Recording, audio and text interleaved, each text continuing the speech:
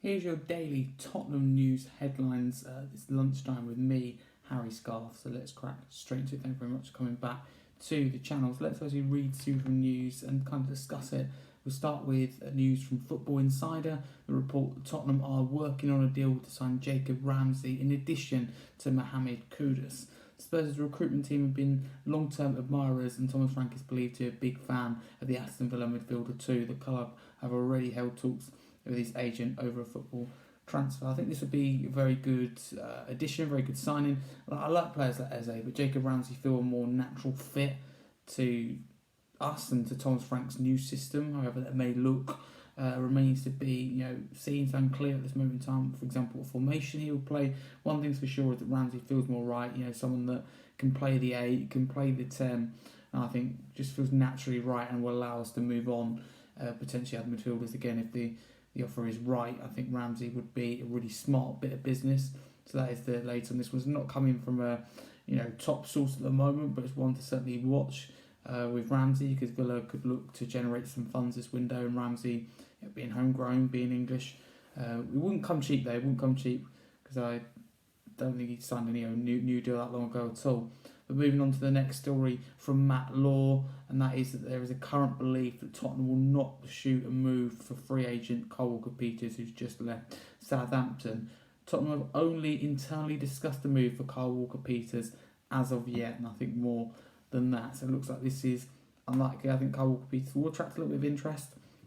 I think Kyle Walker-Peters is a safe option, right? It's homegrown, and just counts for different quotas that we want to meet for Champions League, homegrown, etc., etc. Because we're quite short of a few quotas in particular to meet the eligibility for the Champions League. That's something to watch. There's a couple of quotas and categories that we need to cover, and Kyle Walker-Peters does tick a lot of boxes for that in particular in the Champions League. Forget exactly what it is, but it's a safe option. You can play both sides, but reality is, will he get into the other top 6 side? I think not. I think he was okay at Southampton, definitely wasn't their best player, and I don't know about really their best defender. Is kind of, is reliable, etc., etc.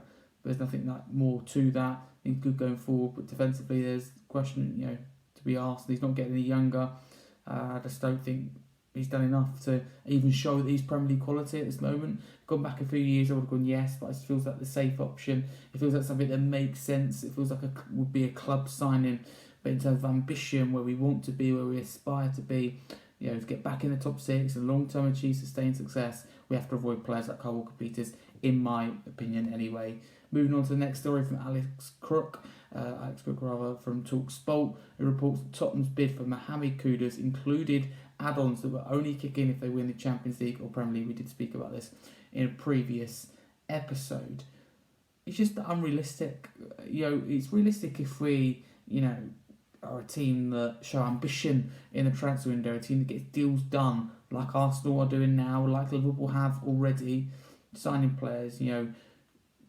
With them, the action does the talking. With Tottenham, it's not the case. Action speaks louder than words, but not at Tottenham. So it's just unrealistic add-ons. It's clever from the club. I know they're doing it, but it's just going to agitate and annoy West Ham and want them to put a so-called Tottenham tax on it. I just don't think that's the right way to go about it, if I'm totally honest with you.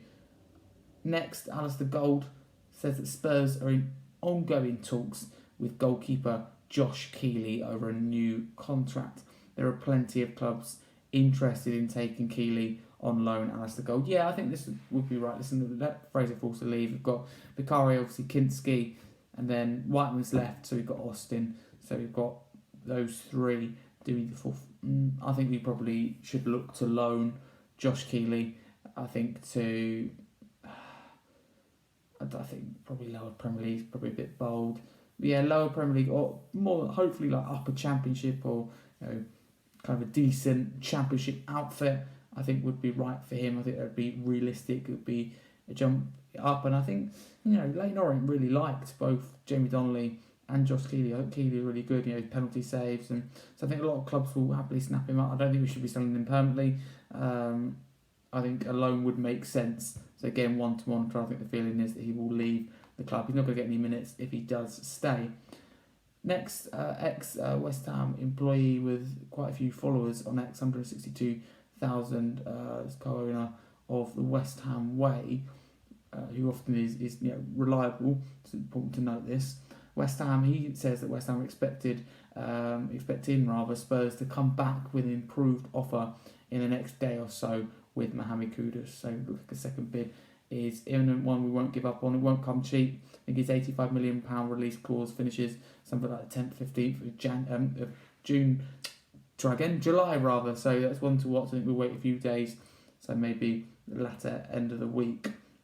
Standard Sport report that Mohammed Kudus has arrived back at West Ham's pre-season training today as he awaits a move to Tottenham, with both clubs locked in intense negotiations, as you'd expect as well, between two London clubs. So it might be a little bit awkward for him, knowing, as it would be for any player, knowing that he could leave the club.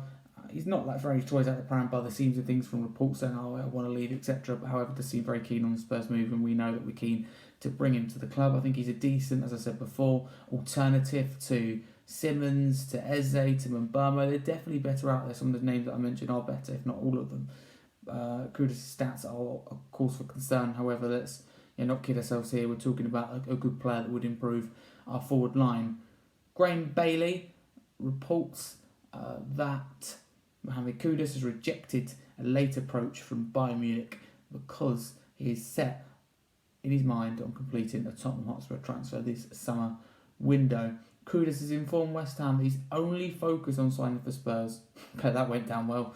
I do, as I said before, I think there'll be a tiny Tottenham tax, and if there isn't, I think West Ham will make it more difficult. In an ideal world, I think they would want Chelsea to come in with an offer that's a lot higher than ours. For example, let's say ours is £50 million, pay now, excluding add-ons. I think they'd want Chelsea to come in with 60, 65 and beat that, and there's a high possibility of that. But if the player wants to move to Spurs and Spurs want him, I think it's more likely, even if Chelsea put a bigger bid in, I think Kudus holds the cards in this deal. But again, West Ham will play hardball with us. That's important to note. But he's even rejected Bayern Munich. I mean, that's quite big to do. So I think it's the right thing to do. They have a lot of attacking players, don't they? At least say Kane, Sane, Gnabry. So he wouldn't really get many minutes there. So that's sensible from him.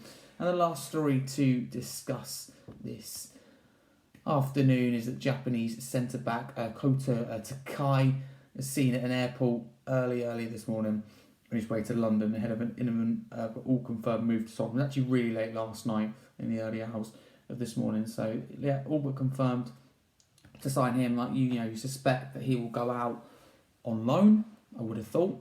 I think that makes sense. I think we've got quite a few centre-backs. We've got to decide what we do. I think Romero's future does impact a lot of things, such as Dragason's future maybe, even like Dorrington and Phillips in terms of if they're loaned out or sold. I think Phillips is $6 million. I don't think sell him. I think loan in Dorrington. I think probably loan again unless a good offer does come in. I'm not saying $6 million isn't good for Phillips, but we haven't really had a chance to see him.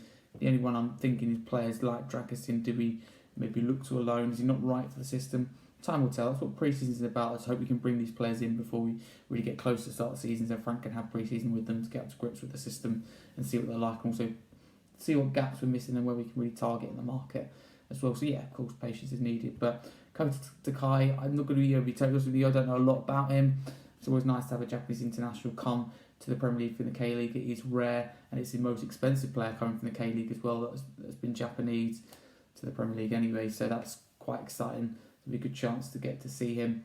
I don't think we'll be seeing him for a couple of years. That's just my honest, humble opinion.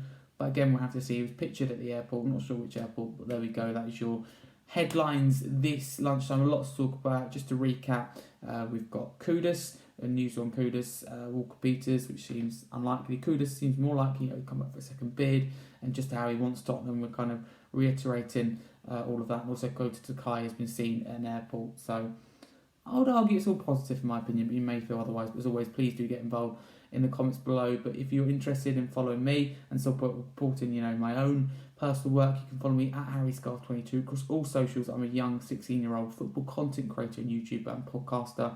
I have my own YouTube channel and podcast, Harry Scarfe, with the Scarfe Spurs Talk podcast included. I'm a regular here, proud regular here on Chris Cowden's channel, so make sure you follow him on social media at Chris Cowden and like and subscribe here to the channel. If you listen to the podcast platform, please drop us a follow and a 5-star review. I'm filling in at the moment for the wonderful Craig Dearman, who does a fantastic job with this. I'm never going to try to replace him. I really enjoy these little episodes that he does. It's done. So I hope you enjoyed this one. I hope you still found it okay, and I hope you can get involved in the comments below and give your thoughts. It's a pleasure to talk to you this afternoon, or whenever you're listening, whatever country, whatever time. Who knows? But for now, come you Spurs. Thank you very much for watching.